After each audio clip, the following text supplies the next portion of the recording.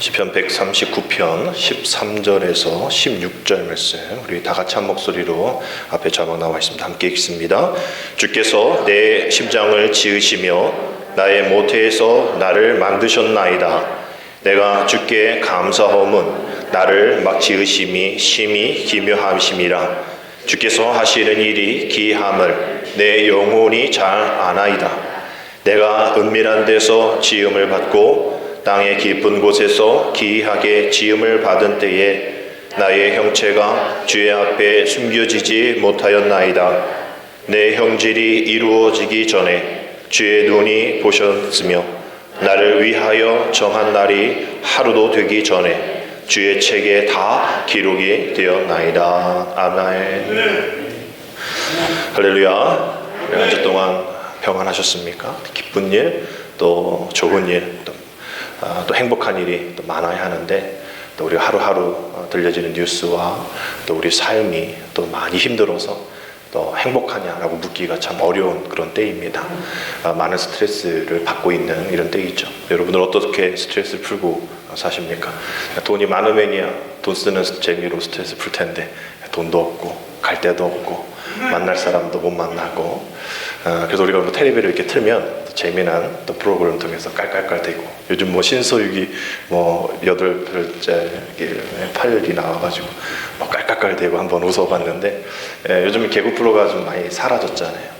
이렇게 시청률도 나오지 않고, 옛날에는 개그 프로를 통해서 정치적인 이슈도 얘기하고 또 사회적인 그런 이야기도 했는데, 요새는 이제 그런 거 얘기하면 좀 문제가 되어지니까 또 시청률도 떨어지고 또 개그 프로가 많이 사라졌죠. 거의 사라진 게 아닌가 생각되는데, 전에 이제 우차사라고 웃을 찾는 사람들이라는 프로그램이 있습니다. 그래서 제가 밴드에 하나 올려놓은 프로가 있는데, 그 개그 하나의 프로가 있는데, 그 개그 프로 중에 이제 꿈매라는 그런 프로가 있어서 함께 또 그냥 가벼운 마음으로 함께 보자고 밴드에 올려드렸어요. 근데 그 꿈매라는 그 한 코너의 내용은 그렇습니다. 실직자죠. 또 결혼 못한 그런 한 청년이 꿈을 꾸고 또 꿈 안에서 나타나는 그런 현상들을 희화화하는 그러면서 이제 지금의 이 시대를 또 비판하는 그러한 이야기인 것이죠. 내용은 그렇습니다. 그 잠에서 꿈을 꾸는데, 꿈속에서 이제 공무원 시험 준비를 했나 봐요. 이제 꿈입니다. 가정하는 거죠. 근데 10번째 떨어진 거예요. 10년 동안 공부했는데도. 그랬더니 나라에서 당신 공무원에 합격했습니다 이러는 거예요. 난 10번 떨어졌다 그랬더니, 공무원의 자질은 인내와 끈기니까 10번 떨어지면 한 번 더 붙여준다고. 그래서 우리가 뭐 어떤 숙박업소에 10번 하면 한 번 더 공짜로 해주듯이 그렇게 뭐 해준다라는 그런 내용들이에요. 뭐 더 나아가서 꿈속에서 대학을 이제 졸업을 했는데도 취직이 못하니까 그 대학교에서 와가지고 취직 못했냐고. 못했다고. 그럼 대학 등급 그동안 낸 거 다 돌려주겠다고. 뭐 이런 얘기인 거예요. 또 친구가 대기업에 취직하고 자기는 취직을 못해서 막 안타까웠는데 친구가 가서 너무 잘 됐다고. 뭐가 잘 됐냐고. 너만 취직해 잘 됐지. 아니라고. 회사 갔는데 1+1이라고 친구 데리고 오라고 그래가지고 대기업에 너도 같이 가자 이렇게 친구가 자기를 데려가는 그런 얘기인 거예요. 또 더 나아가서 일을 하는데 내일이 이제 일요일이었나 봐요. 내일 나와서 일을 열심히 해 이러는 거죠. 이러면 꿈속에서도 이렇게 일을 너무 많이 하는구나. 그래서 화를 내고, 아니 쉬는 날은 쉬게 해줘야죠 막 이렇게 얘기하는데, 꿈속에서는 오히려 빨간 날이 일하는 날이고 나머지 날이 쉬는 날인 거예요. 그렇게 얘기해요. 또 월급을 받았는데 금방 나가잖아요. 여러분들도 뭐 다 아시다시피 오자마자 뭐 대출금 나가고 뭐 나가고 아무것도 없는 거예요. 그래서 막 실망하고 있는데 그 회사 직원이 왜 걱정하냐고. 매달 리필되는데 매달 월급이 리필된다는 거예요. 상관없다라는 거죠. 그래서 또 뭐 이렇게 해가지고 대출금 또 이게 갚아야 되고 대출을 받아야 되는데 조건이 안 되니까 은행에서 거절을 하는 그런 상황들이 있을 거 아닙니까? 근데 나는 뭐 이렇게 이것도 안 되고 저것도 안 되고 그러니까 대출이 안 되겠지 하고 갔더니 막 대출을 막 환영해주고 막 주는 거예요. 그래서 왜 그러냐 했더니, 대출은 어려운 사람들이 받으러 오는 거 아닙니까? 조건이 안 되는 사람이 대출 받으러 오지, 뭐 조건 되면 누가 대출 받으러 옵니까? 뭐 대출 받으세요. 그래서 막 1억 2억 그 자리에서 막 대출해 줍니다. 그래서 알겠다. 그럼 나 결혼하면 꼭 갚겠다고. 그러더니 결혼하면 안 갚아도 됩니다. 이러는 거예요. 월급도 결혼하면 2배, 애 낳으면 3배 올려준다. 막 이게 다 꿈 안에서 일어나는 이야기예요. 그래서 마지막에 그 개그맨이 그렇게 얘기합니다. 계속 꿈꾸고 싶다. 우리는 이런 꿈속에서 살아가고 싶은, 텅텅 쓰고 싶고 안 되는 것 되게 되고 싶고, 또 뭐 말 안 듣는 남편, 더 멋있는 연예인과 한번 살아보기도 싶고, 뭐 이런 꿈속에서 우리의 모든 것들을 한번 누려보죠. 그런데 우리의 실상은 눈을 뜨면, 텔레비를 또 뉴스를, 인터넷을 열면 그러한 꿈 같은 이야기가 잘 우리에게 들려오지 않습니다. 그래서 이런 꿈 같은 세상이 언제 올까? 나는, 우리 세대는 그렇다 치더라도 우리 다음 우리 자녀들에게는 이런 꿈 같은 시대가 올까? 우리 저 잘못이 있는 맑음의 시대 가운데는 이러한 꿈 같은 이런 이야기들이 과연 되어질까? 아니, 월급을 한 달에 다 쓰면 리필해 준다는데, 아니 뭐 결혼하면 월급을 2배를 주고, 애를 낳으면 3배를 주고 뭐 그런다는데, 이런 일들이 정말 꿈 같은 일들이 일어날까라는 생각해 볼 때 우리는 쉽게 좌절하게 되어지죠. 안 될 거야, 포기하게 됩니다.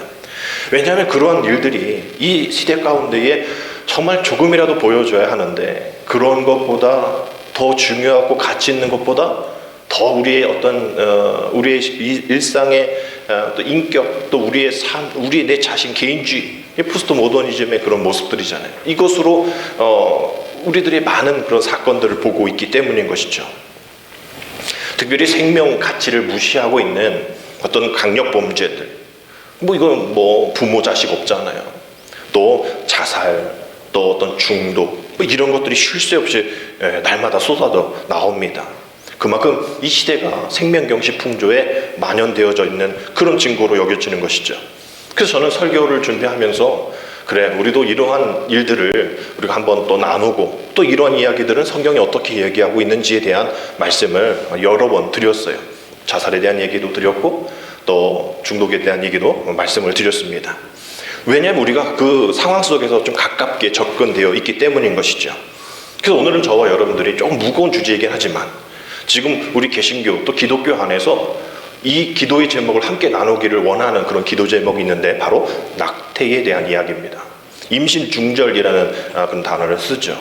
좀 무거운 이야기고 뭐 나랑 상관없는 얘기하고 같지만, 우리는 이러한 주제에 대해서 중독과 또 어떤 자살, 이런 것 같이 나랑 상관없는 것 같지만, 우리 기독교인이, 우리 믿음의 사람들이 지금 이 포스트 모더니즘 시대에, 즉 하나님의 능력, 신권이라고 하죠. 하나님의 능력, 하나님의 주의, 신본이 아닌 인간의 권력, 인권과 또 인간의 주의, 민본주의로 나아가고 있는 이 세상 속에서, 그렇게 점쳐지고 있는 그런 모습 속에서 우리 믿음의 사람들이 다시 신권으로, 다시 신본주의로 돌아가고자 하는 그런 모습들은 우리 안에서 일어나야 하기 때문인 것이죠. 말씀드린 이 낙태, 임신 중절에 대한 중요한 문제점들은 뭐냐면, 지금 최근에 입법 예고되어진 것이 낙태죄와 모자보호법, 이 개정안을 이제 마련되어서 이제 12월 31일에 이것이 통과가 되어지면, 지금껏 되어왔던 이러한 이 낙태죄가 해당하는 모든 조항들이 다 사라지게 됩니다. 작년 4월이죠. 작년 4월에 어떤 한 산부인과 의사가 헌법 소원을 했어요. 이 낙태죄에 대한 부당함이 있다. 이래가지고 이렇게 해서 결국 헌법 불합치라는 그런 재판 결과가 나왔습니다. 즉 이것은 헌법과 일치하지 않으니 개정해라 라는 것이죠. 1년의 그 개정 기간을 두고 이제 12월 30일, 올해 얼마 남지 않은 이 기간 가운데 이 개정안들이 제대로 마련되어지지 않으면 낙태죄가 형성이 없어지는 그런 상황입니다. 66년 만에 작년에 위헌 판결을 받고, 이미 2012년인가요? 합법화되었는데, 이제 7년이 지난 2019년도에 이게 또 뒤집어진 그런 결과입니다. 그래서 지난 10월 7일에 이렇게 정부가 14주 안에 있는 아이는 낙태를 할 수 있다. 그리고 어떤 사회적 또 어떤 경제적 사유가 있는 그런 어떤 이유가 있는, 조건이 있고 또 상황이 있는 그런 태안 24주 안에서는 낙태가 허용이 된다라는 그런 개정법을 입법 예고한 겁니다. 그리고 이제 만 16세 이상 미성년자는 부모 동의 없이 낙태를 할 수 있다라는 그런 법 개정인 거예요. 그리고 지금은 아니지만 나중에 그렇게 법이 개정이 되어지면 슈퍼에서든 어떤 약국에서든 뭐 어떤 곳에서든 인공 유산 약품을 살 수 있다라는 그러한 개정법입니다. 지금 생명을 지켜도 지금 우리가 생명을 잘 못 지키는 그러한 이런 상황 속에서 이런 생명 경시 문화가 윤리와 도덕 이 어떤 기준이 벗어나는 그러한 문화로 나아가고 있다는 거죠. 그래서 많은 사람들이 이런 문화를 어떤 문화냐라고 이야기할 때 야만 문화다라고 얘기해요. 문화긴 문화인데 야만적인 문화다라고 얘기를 합니다. 즉 자연법을 거역하면서까지 보편적인 윤리 또 보편적인 도덕을 해치는 그런 문화를 야만 문화라고 얘기하면서 그 야만 문화의 특징은 하나의 그 성, 하나의 그 행복, 하나의 공동체를 이루는 가정을 파괴하고 또 그 가정이 무너지면 자신들이 쾌락을 누릴 수 있는 그런 생명을 없애버릴 수 있는 그러한 일들이 있기 때문에 이 야만 문화에 속해 있는 많은 문화들이 자살과 낙태와 뭐 전에도 말씀드린 차별금지법 뭐 이런 생명 경시 또 풍조 또 개인주의, 인권 이런 것을 얘기하면서 그 안에 가장 깊게 근본이 되어져 있는 하나의 주제는 바로 이겁니다. 자기 결정권이라는 거예요. 자기 결정권, 자기 운명 결정권이라는 것이 있는데 여러분 처음 들어보신 것지만 이미 우리나라 대한민국 헌법 10조에 나와 있는 그런 내용들입니다. 아주 좋은 헌법이거든요. 모든 국민이 인간으로서의 존엄과 가치를 가지며 행복을 추구할 권리를 가진다. 국가는 개인이 가지는 불가침의 기본적 인권을 확인하고 이를 보장할 의무를 진다. 아주 중요하고 또 우리 한국이 대한민국이 민주주의로 또 인권이 또 상승되어져 있는 그러한 그래서 우리 인권 문화 뭐 인권에 대한 뭐 이들이 또 많아지는 것이 바로 이러한 헌법 제10조에 의한 것이죠. 좋은 또 귀한 그런 헌법입니다. 근데 이 헌법에서 보장하는 개인 어떤 인권 또 행복 추구권이 바로 앞서 말씀드린 개인 자기의 결정권 안에 존재가 되어 있다라는 거예요. 그래서 이러한 헌법 정신으로 인해서 5년 전이었죠. 2015년에 62년 동안 계속 유지해왔던 간통죄가 폐지되었습니다. 그래서 불륜을 또 에서 발견되었을 때 또 이게 또 처벌할 수 없는 조항들 뭐 그런 것이죠. 또 2년 전인 2018년도에서는 그 어떤 회복의 가능성이 없고 또 중환자의 어떤 고통을 덜어주기 위해서 인위적으로 생명을 단축시키는 안락사가 허용이 되었죠. 간통죄가 허용이 되었고 폐지가 허용되었고 또 안락사가 허용이 되어 있는 상황입니다. 이제 이 헌법 전제로 인해서 여성의 이 자기 결정권을 내세워서 태아의 어떤 그 생명 내 거니까 내가 결정할 수 있겠다. 여성에게 주어지는 그런 인권에 대한 이야기를 하는 거예요. 이것이 이제 12월에 마무리되어지면 내년부터 입법화되어진다라는 얘기입니다. 뭐 이미 여성의 70%는 자기 결정권에 의해서 낙태죄 폐지는 되어야 합니다라고 70%가 얘기를 하죠. 70%라 얘기는 기독교인들 중에도 많은 이들이 찬성하고 있다라는 겁니다. 이렇게 상대적인 불편을 제거하는 이런 시류 또 어떤 사조는 이때만 문제가 아니라 이것이 합법화되어지면 나중에 그 불필요하고 불편하다라고 얘기하는 것이 우리가 될 수 있어요. 그래서 결국은 우리조차 다음 세대에게 불편하게 여겨서 우리의 생명도 다음 세대들이 우리 자식들이 우리에게 안락사, 우리에게 뭐 존엄사, 우리의 뭐 이전에 뭐 고려장이라는 게 있었잖아요. 이런 거에 대상이 될 수도 있는 그러한 이것도 합법화되어지는 일들도 있을 거라는 것이죠. 결국 인권 중요하지만 내 자신뿐만 아니라 사회에서 이 인권이란 것이 귀중하게 다뤄져야 귀한 가치가 생기는데 그렇게 되어지지 못하는 모습들이 있다라는 겁니다. 그래서 이 법안에 찬성하는 이들은 뭐 얘기 들으면 또 맞는 것 같죠. 왜냐하면 자기 결정권이 있지 않냐. 그래서 청소년들이 임신을 할 수도 있는데 그 임신을 원하지 않을 때 뭐 피임을 하지만 그 피임이 잘 되어지지 않고 피임을 할 수 없어서 임신되어지면 낙태해야지. 경제적으로 어렵고 또 장애인 뭐 낙태해야지. 이렇게 그 낙태를 하는데 처벌하면 안 되지라고 이야기하죠. 또 만약에 지금 부모 허락 받아야 되잖아요. 근데 부모 허락 받아서 낙태를 하게 되면 그게 안 되잖아. 그러니까 애들이 막 화장실에서 출산하고 막 불법 시류 시술해가지고 아이도 또 엄마도 힘들어지는 것 아니야? 이런 얘기를 하는 거예요. 그래서 우리나라 낙태율이 1000명당 한 4.8건 뭐 이렇게 얘기를 합니다. 뭐 1년에 한 5만 건이라고 추정을 하는데 뭐 누가 내가 낙태했습니다라고 누가 얘기하겠어요? 불법인데. 그 정부 통계 수치만으로는 이걸 알 수가 없습니다. 그렇지만 지금 나와 있는 1000명당 4.8건, 1년에 5만 건 이 추정도 우리가 OECD 이 출생아 대비 낙태율은 1위입니다. 자살률도 1위, 출생률 비한 이 낙태율도 1위인 거예요. 조사가 다 되어지지 않는 이 정부 통계만으로 말이죠. 그래서 2017년에 국회 토론에서 이렇게 발표한 게 있습니다. 대한 산부인과 협회에서 하루에 한 3,000건 정도, 그리고 한 1년에 한 110만여 건의 낙태가 이루어지고 있다라고 얘기하는 거예요. 하루에 3,000명의 아이가 죽고 1년에 110만여 건의 낙태가 보이지 않게 이루어지고 있다라는 것입니다. 근데 이게 우리나라만의 추세는 아닌 거예요. 많은 나라에서 낙태죄 폐지하고 있는 그런 추세는 사실입니다. 그런데 선진국들 가운데서도 완전한 낙태법 폐지는 없어요.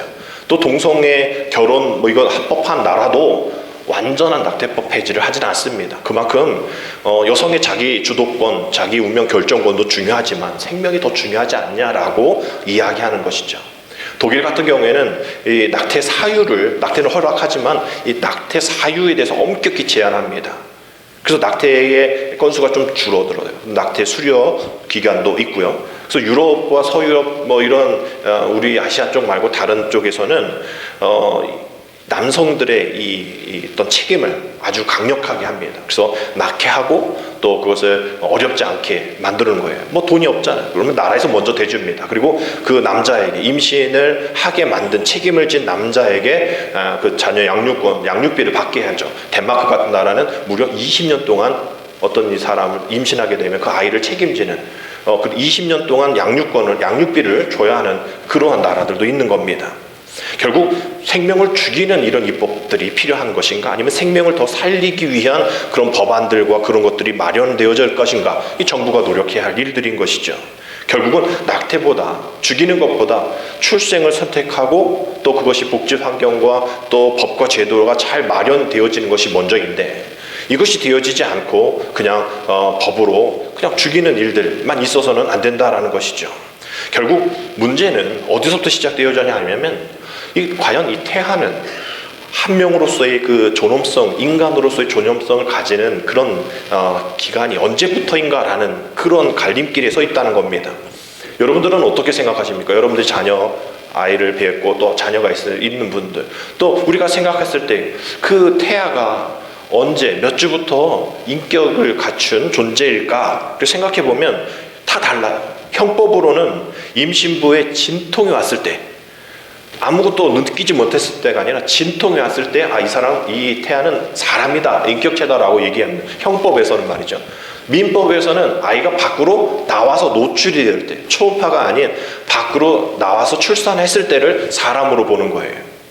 그거 다 다른 거죠. 근데 의학적으로 보면 한 6주 정도면, 아이를 임신하고 6주 정도면 의학적인 그 발달이 있어서 태아의 심장이 박동이 들린다고 합니다. 그리고 24주는 태아가 낮과 밤을 구별할 수 있고 또 청각이 발달해서 부모의 말을 들을 수 있다라고 얘기를 해요. 결국 지금 법이 임신 14주 안에 다 주교되고 또 무슨 사정이 있으면 24주 안에 낙태가 허용되어지는데, 이 이야기는 14주 이내 또 24주 이내는 인격으로 사람으로 보지 않는다라는 그런 이야기인 겁니다. 아무렇게나 막 해도 된다라는 그런 이야기인 것이죠. 또 하나의 문제는 뭐냐면 생명의 아주 중요한 결정에 든든한 어떤 지지자인 버팀목인 부모가 아무것도 할 수 없다는 거죠. 근데 지금 우리들의 이 상황은 부모가 자식을 막 못하는 그런 상황이에요. 옛날에 뭐 어떤 부모가 아이 막 가방 속에 넣어서 막 그 위에 올라가고 애가 질식하고 그 안에서 막 이렇게 해서 죽었잖아요. 그때 한창 계약 시작할 때 그때쯤에 다른 애들 다 학교 가는데 그 아이는 죽어서 장례식장에 있었잖아요. 뭐 그런 것처럼 이제는 내년부터인가요? 언제부터인가 그 부모가 자식을 이렇게 처벌하면 이제 현행법으로 구속되어지는 그런 법률이 생깁니다. 좋은 것 같아요. 옛날 같으면 뭐 사랑의 매라고 해서 막 때렸는데 이제 학교에서도 못 때리잖아요. 이제 부모도 이제 못 때리는 거죠. 뭐 이해는 합니다. 왜? 그 생명이 귀중하니까 매도 못하는 거예요. 폭언도 못하는 겁니다. 그런데 그 아이의 가장 처음인 그 태아는 마음대로 하고 있다는 거죠. 이게 지금 법이 이상한 거예요. 처음은 되는데 나중은 안 된다라는 그런 법이에요. 이게 지금 법이 잘못 가고 있는 그런 모습인 겁니다. 이렇게 되어지면, 이 법이 되어지면 생명 존중의 가치는 무너지는 것은 당연하고, 성범죄율, 또 청소년 낙태, 이게 안 드러날까요? 드러나겠죠. 왜? 야, 그냥 낙태하면 돼. 부모 동의 필요 없어. 야, 너 몇 주 됐어? 너 몇 주 됐어? 야, 그냥 낙태해버려. 지금 우리가 절출산의 문제인데, 지금 살리는 일이 아니라 죽이는 일에 더 많은 사회적인 문제가 생길 거라는 것이죠. 낙태에 대해서 가장 긍정적으로 또 이 낙태 반대에 대해서 아주 긍정적으로 또 앞서 나가고 있는 종교가 가톨릭입니다. 가톨릭은 엄격하게 이것을 규정하고 있죠. 완전 반대를 하고 있는 겁니다. 뭐 불교는 의미상으로는 반대를 하고 있지만 그냥 허용하고 있는 그런 상태이고, 뭐 우리 개신교도 역시 비슷한 그런 개인적인 그런 선택에 얘기를 합니다. 근데 천주교는 아주 강력하게 낙태는 반대하고 있는 상황이죠. 그런데 이 지금 이 천주교의 교황이 프란치스코 교황인데, 이 교황의 나라인 아르헨티나에서 요즘 낙태에 대한 이 찬성이 드러나고 있다는 거예요. 그래서 이런 가톨릭 교황 모국에서조차도 낙태 합법화가 다시 시작되고 있다라는 것. 마태복음 24장 12절에 이렇게 돼 있죠. 네, 함께 읽겠습니다. 시작. 불법이 성함으로 많은 사람이 사랑이 식어지느니라. 정말 불법이 성행하는 그런 시대가 되어져서 결국 사랑이 식어지는, 생명을 경시 여기는 그런 일들이 있게 된다는 거예요. 그 가톨릭 대표 우리나라 대천조 신부님 돌아가기 전에 힘주어서 우리 이 한국교회에 경고한 메시지가 하나 있었습니다. 그것이 바로 낙태죄에 대한 회개인데, 이 민족이 많은 어려움 가운데 여러 차례 또 이게 침입 당하고 또 많은 내적인 그런 어려움 속에서도 꿋꿋하게 이겨내 왔지 않느냐. 그러면서 이런 얘기예요. 그러나 만일 우리가 우리의 자녀들의 무죄한 피로 계속 이 땅을 더럽힌다면 하나님은 우리에 대해 미움을 품을 것이며 우리를 적들의 손에 붙이실 것입니다. 이것은 심각한 일입니다. 라고 얘기한 적이 있었어요. 여러분, 우리가 어떠한 논리 또 어떤 궤변으로도 태아가 엄연한 생명임을 부정할 수는 없습니다. 태아와 출생한 사람이 생명의 연속선상의 발달 과정이 있는 거지, 갑자기 몇 살, 갑자기 몇 주 되어지는 것 아니잖아요. 태아와 출생한 그런 사람 사이에 근본적인 차이가 없다라고 보는 게 이해할 수 있는 그런 이야기입니다. 그런데 출생 전에 생성 중인 그 생명을 헌법의 어떤 그 일들로 인하여서 또 어떤 법으로 인해서 그 생명을 죽인다, 또 그것을 연속 발달 과정을 무시한다, 되어서는 안 된다라는 거죠. 결국 앞서 말씀드린 것처럼 뭐 나랑 상관없는데 뭐 나는 이렇게 한다고 해도 뭐 어떻게 그 법이 통과되겠지, 뭐 내가 한다고 문들 되겠어? 라는 어떤 패배주의, 이런 것들 속에서 우리는 성경적 생명주의 가치관을 우리는 잃어버릴 때가 많다라는 거예요. 그래서 우리가 확실히 해야 될 것은, 인간은 인간의 생명은 우리가 수정되는 순간부터 시작된다라는 것. 이것은 종교계뿐만 아니라 의학계, 생물계의 공통된 의견이라는 거예요. 14주, 24주가 아니라는 겁니다.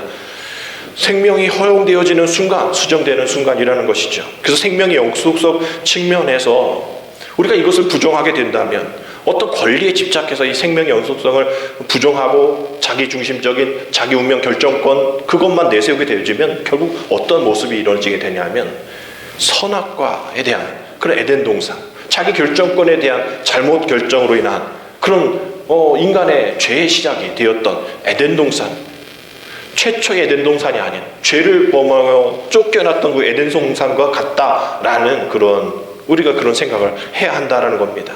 성경에서 말하는 생명의 시작은 여러 군데 나와 있는데 몇 군데 한번 볼게요. 시편 71편 6절의 말씀에서, 내가 모태에서부터 주를 의지하였으며 나의 어머니 배에서부터 주께서 나를 택하셨사오니 나는 항상 주를 찬송하리다. 시편 139편 13절에서 주께서 내 내장을 지으시며 나의 모태에서 나를 만드셨나이다. 이사야 44장 2절에 너를 만들고 너를 모태에서부터 지어낸 너를 도와 줄 여호와가 이같이 말하노라. 나의 종 야곱 내가 택한 여수르나 두려워하지 말라. 계속 이렇게 모태에서부터라고 되어 있는 그런 모습이 있죠. 모태에서부터 더 나갑니다. 어떻게 되어 있어요? 예레미야 1장 5절의 말씀 보면 함께 읽겠습니다. 시작. 내가 너를 모태에 짓기 전에 너를 알았고 네가 배에서 나오기 전에 너를 성별하였고 너를 여러 나라의 선지자로 세우노라 하시기로. 예레미야 선지자의 출생에 대한 이야기를 이렇게 얘기하고 있어요. 내가 너를 모태에 짓기 전에 내가 너를 이미 알고 있어. 정말 이게 믿음의 신앙적인 고백 아닌가요? 주님이 나를 아셨는데 언제부터? 내가 주님을 고백한 그 후부터 아니라는 거죠. 이미 내가 모태에서부터 짓기 전부터 우리를 알고 계신다라는 그 하나님의 무한하신 그 지혜, 무한하신 능력에 대한 그런 고백의 말씀이잖아요. 에베소서 1장 4절 말씀 보면 이런 말씀이 있어요. 곧 창세 전에 그리스도께서 우리를 택하사 우리로 사랑 안에서 그 앞에 거룩하고 흠이 없게 하시려고 하신다라는 그런 말씀. 모태에서부터 또 모태에서 지음받기 이전부터. 그런데 여기 뭐라고 되어 있어요? 창세 전부터 우리를 택하셨다라고요. 이미 우리를 알고 계신다라는 거예요. 그러니 우리의 인격, 우리의 인간됨은 세상 사람들이 또 과학적으로 말도 안 된다고 얘기할지 모르겠지만 우리 신앙의 고백은 이미 창세 전부터, 모태 전부터, 모태에서 우리 주님이 우리를 아신다라는 그 사실을 우리는 분명히 알고 있어야 한다는 겁니다. 아멘. 오늘 근데 본문은 더 구체적으로 얘기하고 있어요. 오늘 본문이 시편 139편 13절 16절 우리 다시 한번 읽어보겠습니다. 시작. 주께서 내 내장을 지으시며 나의 모태에서 나를 만드셨나이다. 내가 주께 감사하면 나를 지으심이 심히 기묘함이라. 주께서 하시는 일이 기이함을 내 영혼이 잘 아나이다. 내가 은밀한 데서 지음을 받고 땅의 깊은 곳에서 기이하게 지음을 받은 때에 나의 형체가 주의 앞에 숨겨지지 못하나이다. 16절 중요하죠. 내 형질이 이루어지기 전에 주의 눈이 보셨으며 나를 위하여 정한 날이 하루도 되기 전에 주의 책에 다 기록이 되었나이다. 아멘. 지금 해부학이 존재되어지기 전인 이 구약시대에 이미 이 말씀은 어머니 모태에서 생명이 창조되어지고 모든 각 기관에서 하나님의 신비를 만드는 그 과정 가운데 신비를 찬양하고 감사하는데 지금 우리가 인간의 육안으로 볼 수 없는 아주 미세한 자그만 인간 어떤 형체 형질이 조성되어지고 자라되어지는 그 신비로운 이걸 인간의 이해, 이것을 우리에게 보여주고 있는 말씀이라는 거죠. 그러니 하나님께서 우리를 택하시고 창세전부터 알고 계시고 또는 18절에 우리가 볼 때 우리 존재가 별거 아닐 것 같지만 뭐라고 되어 있어요? 하나님의 마음 가운데 있어서 주의 책에 기록되어졌다. 우리를 잊지 않으시고 보이지 않는 형체 가운데 있는 우리들을 하나님께서 그의 마음 가운데에 주의 책에 기록되어져 있다라고 얘기를 하는 거예요. 그러니 우리는 임신 14주, 임신 22주가 아니라 우리의 형질이 이루어지기 전에, 태초 전에 우리 주님이 나를 구원하시고자 하신, 나를 아시는 그런 하나님의 계획하심 가운데에 있는 존재다라는 그런 사실을 우리는 기억해야 된다라는 거죠. 왜? 이 모든 생명의 결정권은 하나님께 있기 때문입니다. 욥기서 1장 21절 보면 이르되 내가 모태에서 알몸으로 나와 싸운즉 또한 알몸이 그로 돌아갈지로다. 주신 이도 여호와시요. 함께 있습니다. 시작. 주신 이도 여호와시요 거두신 이도 여호와시오니 여호와 이름의 찬송을 받으실지어다. 주신 이도 여호와시고 거두신 이도 여호와시다. 그 생명의 결정권이 하나님께 있다라는 거예요. 여러분 출생을 여러분 원하셔서 전 1974년 5월 23일이잖아요. 저희 어머니한테 1974년 5월 23일 몇 시인지 잘 기억나지 않지만 태어나게 해주세요 라고 내가 마음대로 내가 원하는 대로 태어났나요? 아니잖아요. 근데 왜 우리는 우리 마음대로 그 생명, 마지막 생명을 우리의 마음대로 끊으려 하죠? 우리 게 아닌데, 우리 결정이 아닌데. 그래서 그게 죄가 되어지는 겁니다.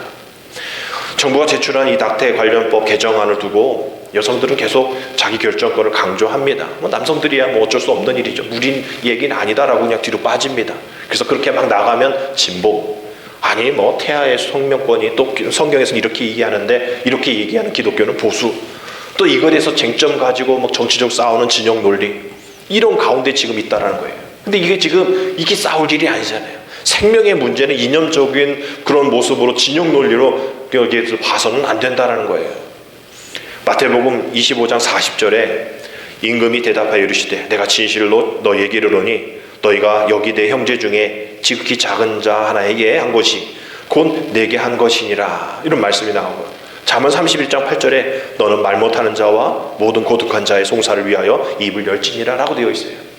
여기 말 못하는 자와 또 지극히 작은 자, 누구일까? 키가 작은 자일까요? 또 아무런 권력, 재산 없는 사람일까요? 그런 사람일 수도 있겠지만 우리는 오늘 이 말씀을 통해서 말 못하는 자와 지극히 작은 자가 바로 그러한 지금 14주, 24주 얘기하는 그 태아를 이야기할 수 있다는 것을 우리는 기억해야 됩니다. 예수님도 크리스마스에 딱 태어나신 게 아니잖아요. 그냥 갑자기 어디 순간 12살로 딱 나오신 게 아니잖아요. 마리아 뱃속에서 요동치며 세례요한을 봤을 때 서로 막 친구잖아요. 얼마 차이 안 나잖아요. 세례요한을 만났을 때 엘사벳하고 그 뱃속에 있는 아이들끼리 막 발로 차고 야 너 세례요한 아니?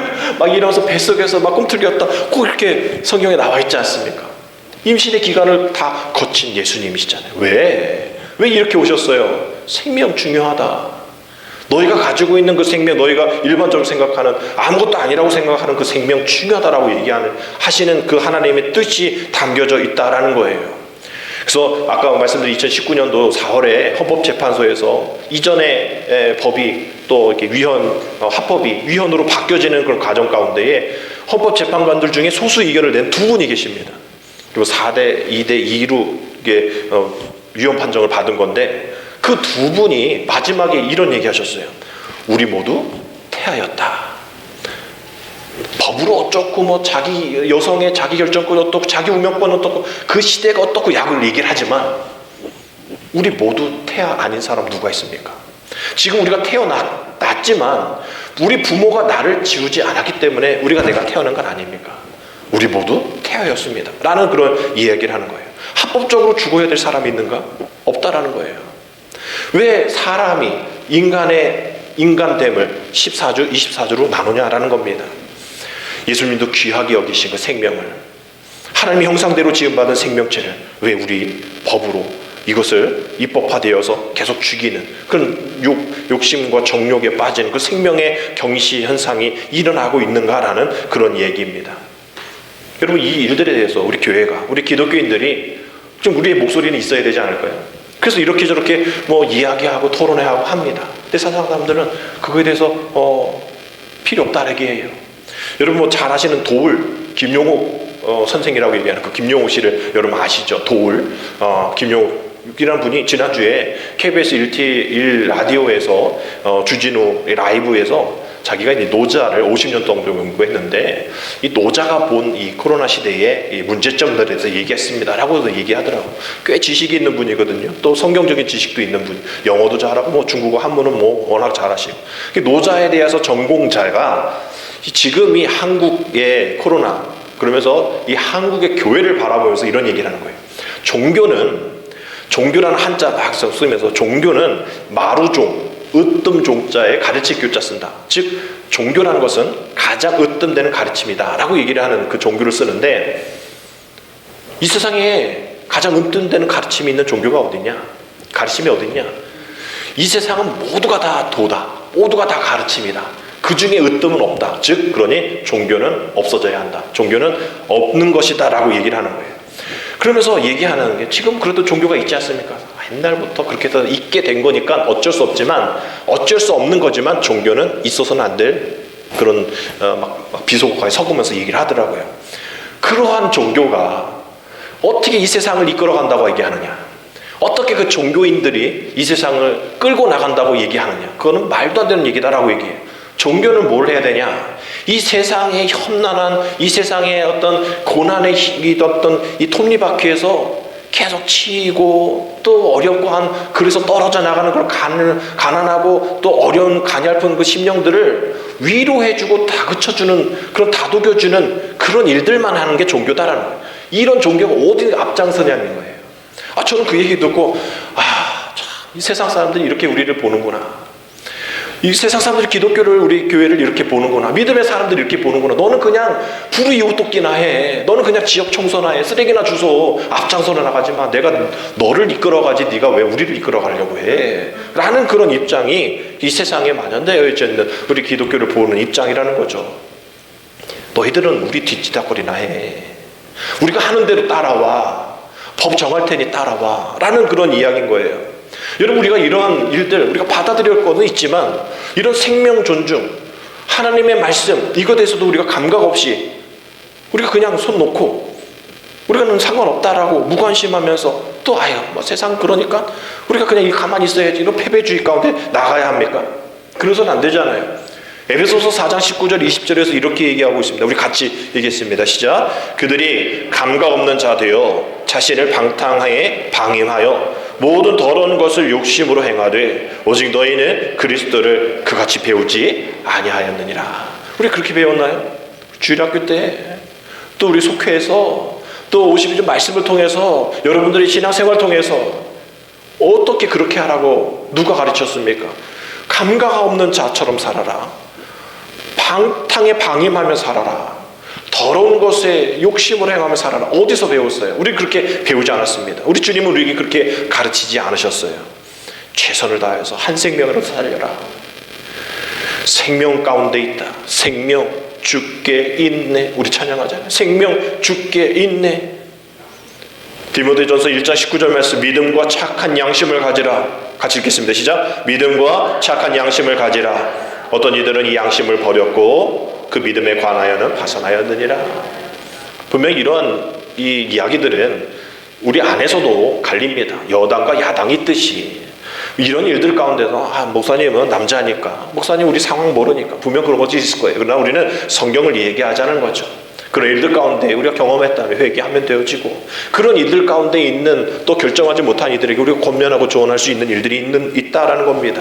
우리가 바라기는 출애굽기 23장 26절 말씀처럼 내 나라에 뭐 하는 자가 없고 낙태하는 자가 없고 임신하지 못하는 자가 없을 것이라.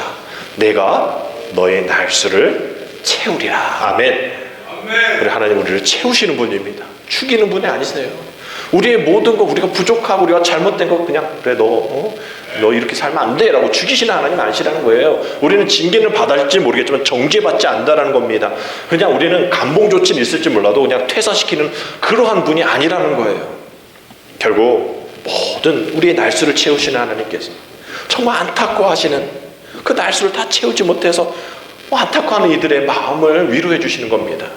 저도 미국 유학 있을 때에 아이를 가졌었어요. 진서 동생이죠. 너무나 좋아하시더라고요. 또 저도 너무 좋았어요. 미국 영주권, 시민권 생겼구나. 그래서 막 좋아했어요. 근데 유치원, 우리 아내가 막 유치원 다니고 막 1시간 거리를 아침 새벽에 갔다 막 임신했는데 불구하고 쉬지 못하고 그래서 유산이 되었어요. 너무나 마음이 아픈 게 지금껏 있습니다. 뭐 세월호 아이들, 또 여러분 주변에 또 여러분들의 상황 속에서 그 생명이 다하지 못한 일들이 있잖아요. 너무나 안타깝지 않습니까? 주님 우리의 그런 마음을 아시는 거예요. 그 날수를 채우기를 원하시는 그 하나님의 마음 우리가 안다면 우리의 모든 날수를 채워야죠. 아무쪼록 12월에 이런 일들이 입법화되어서 어떻게 될지는 우리 잘 모르겠어요. 그러나 우리가 기도합시다. 이 낙태죄 및 모자보건법 개정안이 통과가 되더라도 뭐 사정이 있는 분들 있잖아요. 뭐 강간을 당한다든지 원치 않는 임신이 있을 수 있어요. 그런 사람들까지 뭐 다 나라 이룰 수는 없는 겁니다. 그런 건 잘 지키되 아까 말씀드린 청소년들이 그냥 막 낙태하고 부모 동의 없이 해버리고 뭐 낙태하고 뭐 유산약 사고 뭐 이런 건 줄여야죠. 또 점점 생명을 살리는 법안이 마련되게끔 되어야죠. 어른들이 해야 할, 또 정부가 해야 할 일이 아닐까요? 또 기독교인들이 요구해야 할 일들이 아닐까요? 그래서 이런 생명의 무게가 오늘 제목처럼 가볍게 되어지지 않도록, 생명의 무게가 정말 무겁다, 생명의 무게가 이만큼 축복이다라는 것을 우리 어린 자녀부터 알 수 있도록, 이 책도 막 너무 생명 경시 문화가 너무나 많이 있어요. 교과서 안에서도 또 이런 성에 대한 것, 또 성문화에 대해서 너무 가볍게 여기는 그런 책들이 너무나 많이 있습니다. 우리 아이들이 그렇게 배우고 있다라는 거예요. 서두에 말씀드린 것처럼 정말 우리가 이런 것을 꿈꿔야 되지 않을까요? 정말 아이들이 잘 자라고 낙태할 수밖에 없는 상황이었지만 그 아이들이 잘 커서 이 나라를 잘 발전시키는 그런 사람들이 되어줄 수 있는 일들이 있기까지 제공되어지는, 지금 현실과 전혀 다른 그 꿈속에서 일어나는, 꿈꾸고 싶을 정도로 우리뿐만 아니라 우리 다음 세대들, 그 다음 세대들까지 그러한 나라가 되어질 수 있도록 우리가 기도해야겠죠. 복음의 전신갑주를 입고 믿음으로 싸워서 생명 주께 있습니다라고 선포할 수 있는 그 생명의 무게가 정말 우리 가운데에 항상 지니고 다닐 수 있도록 우리가 이것을 전하며 또 선포하며, 세상 사람들 우리를 그렇게 종교는 저 뒤치작거리만 해 라고 얘기할지 모르겠지만 우리가 믿음의 싸움을, 이 일들을 위해서 싸우며 나가는, 생명이 오직 주께 있습니다라고 그 어떤 것도 이 신념 바꿀 수 없습니다라는 신본주의가 되어질 수 있는 우리의 모든 삶이 되어질 수 있도록 끝까지 기도하시면서 12월 30일 어떻게 법이 바뀌질지 여러분도 한번 잘 유심히 보시고 이를 위해서 또 기도하시는 저와 여러분 되시기를 주님의 이름으로 축복합니다. 기도드립니다. 하나님, 양심이 무너지고 또 마음이 미련하여져서 생명에 대한 소중한 가치를 잃어버린 이 시대에 살아가고 있습니다.